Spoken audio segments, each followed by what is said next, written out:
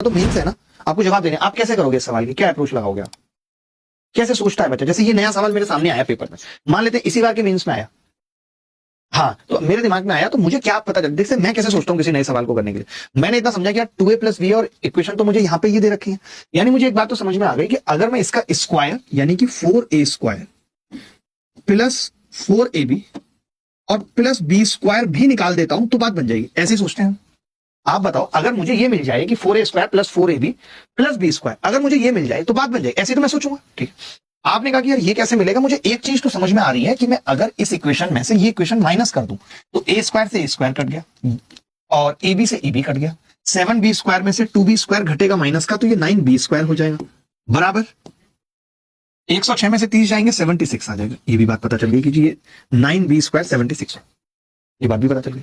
अब एक बच्चा बोला कि जी अगर 4a स्क्वायर आपको चाहिए, आप इसके बिना जी नहीं सकते, तो आप इन दोनों में से किसी एक इक्वेशन को 4 से गुणा कर लो। तो मैंने कर लिया 4a स्क्वायर और प्लस 4ab, ये भी सही है, माइनस 8b स्क्वायर बराबर 120। ये बात मानते हैं कि नहीं, ये बात मानते हैं। लेकिन मैंने कहा कि मुझे तो प्लस b स्क्वायर चाहिए इसकी जगह, इसकी जगह। तो आपने कहा ये 9b स्क्वायर जोड़ दीजिए इसमें दोनों में, आप बताओ जोड़ सकते हैं कि नहीं। अगर मैं 9b स्क्वायर इसमें जोड़ दूंगा तो ये 2a प्लस बी का होल स्क्वायर ही तो बन जाएगा बराबर 120 में 76 जोड़ूंगा 196। यानी मैं कह सकता हूं कि जो मुझसे सवाल में पूछा है 2a प्लस बी बराबर 14। बहुत अच्छा सवाल था, एकदम नेक दिल सवाल था, कुछ भी नहीं था इस सवाल में।